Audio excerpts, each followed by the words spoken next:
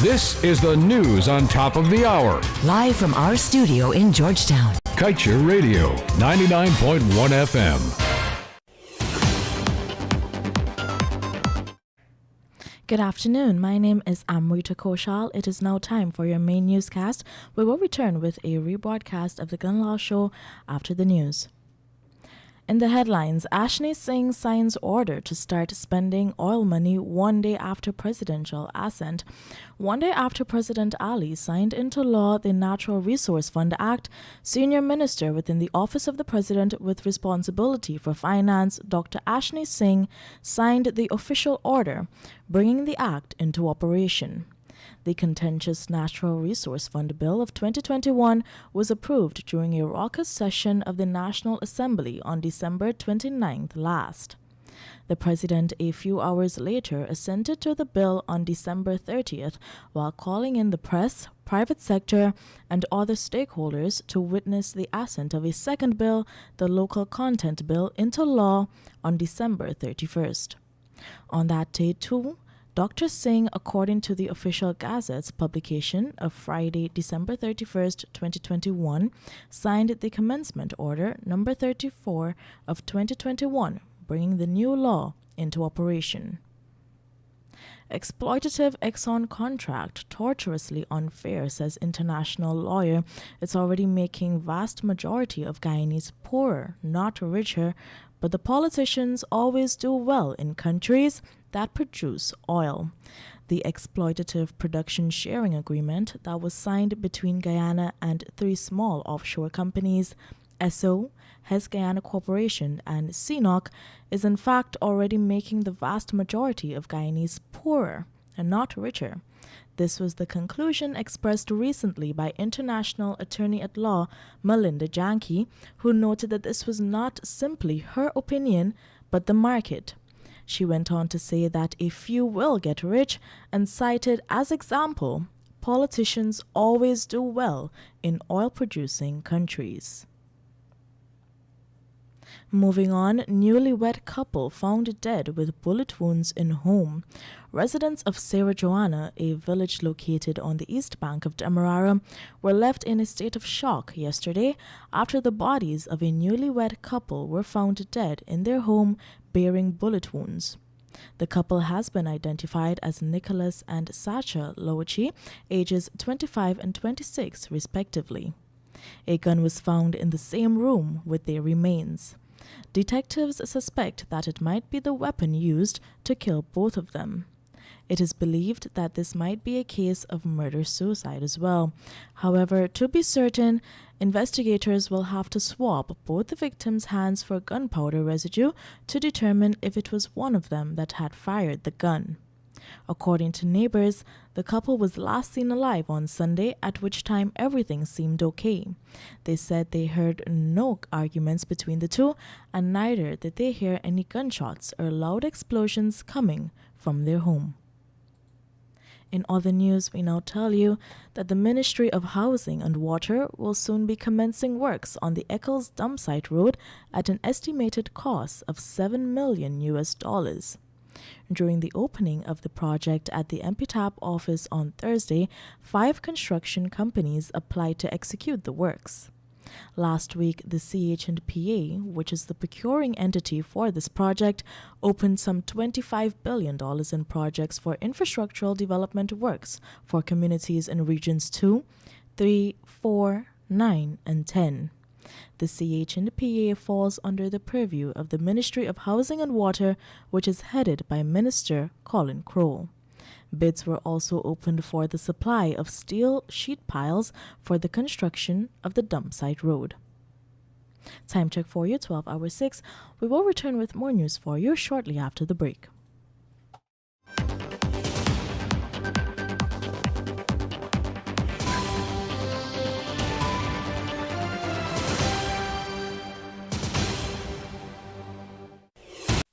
Nothing in life is free, but the MyDigiCell app is. You don't need to be on a data plan to use the app. You can conveniently chat with Ruby or an agent for help. Check your account balance, activate a Prime bundle, or gift it to a friend. Send credit. Check the Georgetown and Burpees Bridge schedules. Activate a roaming plan. Play Shake to Win for cool prizes. So don't worry about a data plan, buddy. Download the MyDigiCell app from the Google Play Store or the Apple App Store today. Digicel, better together.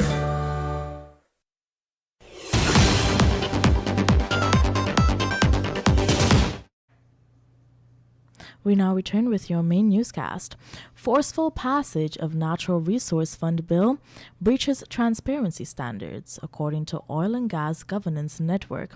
The forceful passage of the legislation governing the oil account is in breach of transparency standards and an international agreement Guyana adopted since 2018 that speaks to the inclusion of the public and access to information, two key ingredients that were lacking when the bill was passed in the National Assembly on December 29, 2021. This is according to the Oil and Gas Governance Network, an agency founded by specialists across the globe and that has been keeping watch on Guyana's oil sector. The Oil and Gas Governance Network also told reporters that it is extremely disappointed that the government rushed through the passage of such an important bill, which it even dared to describe as the mother of all bills. Moving on, two wanted for questioning in connection with hinterland murders. The Guyana Police Force yesterday issued a wanted bulletin for two miners in connection with a double homicide that occurred on Christmas Eve night along a trail at the Nasando Back Dam, Region 1. One of the miners has been identified as Kirtland Damon, called Carto of Pomeroon Region 2 and Friendship East Bank, Demerara. The other wanted man is Thomas Kite, also known as Taco, of Matthews Ridge, Region 1. Police believe that they might have knowledge about the deaths of 29-year-old Sherwin Goddett and 21-year-old Sean France. They were brutally stabbed to death sometime after 22 hours 30 last December 24th while they were heading to their mining camps from the Nasando Back Dam landing. Detectives believe that Damon and Kite might have attacked and killed the two men because they allegedly stabbed Damon's son earlier that evening during a brawl at a bar on the landing.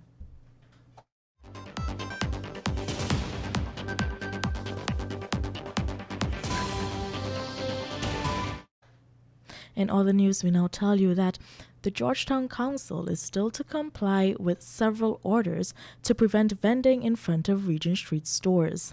The Georgetown MNCC is yet to comply with court orders that outline the prohibition of vending in front of Regent Street stores.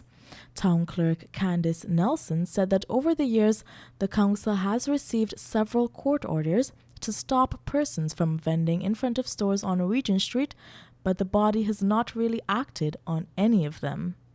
Nelson said until recently, little to no efforts were made by the council to stop vending in front of affected stores in spite of court orders directing them to do so. The town clerk explained that the recent judgment, which was handed down in favor of Shamdas Kirpalani, is a classic example. According to her, the Kirpalanis, who operate out of their 107 Regent Street, Lazytown, Georgetown store, had taken the Georgetown Council to court before.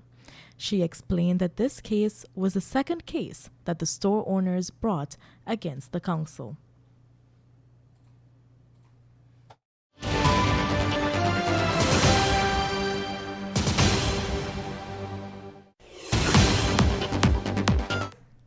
And now time for your COVID-19 update. Guyana hits record high with 485 COVID-19 cases in one day. 2 fully vaccinated men are latest fatalities.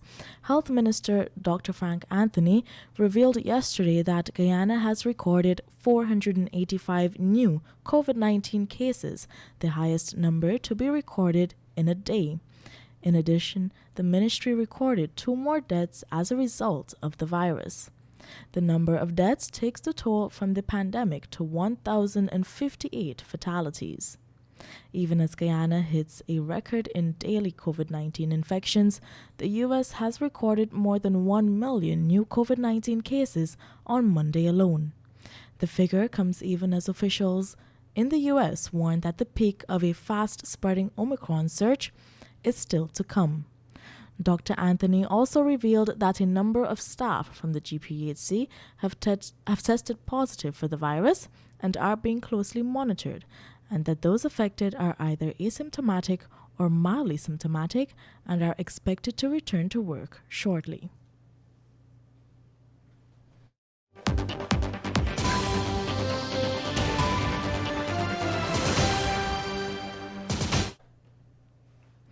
We now turn your attention to page 7 of the Kaieteur News, dedicated to being blunt.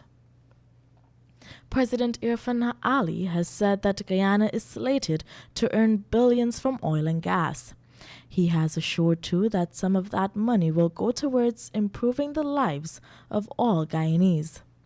But can we really take the president at his word? We at this publication certainly hope that the president is not merely looking to improve the lives of some by offering another $25,000 cash grant while handing out billions in contracts to others. We need to see an even playing field.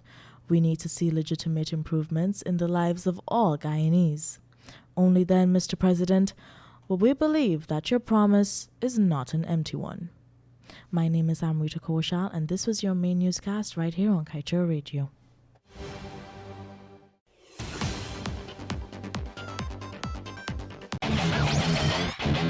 Want value for your advertising dollar? Then place your ads on Kaieteur Radio's newscasts. Streamed live on 6 different mediums, reaching hundreds of thousands. Advertise today and watch your dollar grow.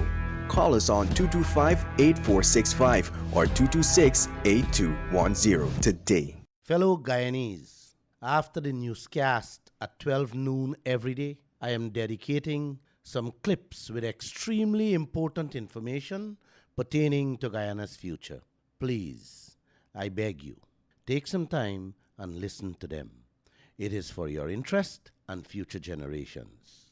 This is a message from Glenn Lal saying thanks for listening to the Kaieteur Radio 99.1 and 99.5 FM.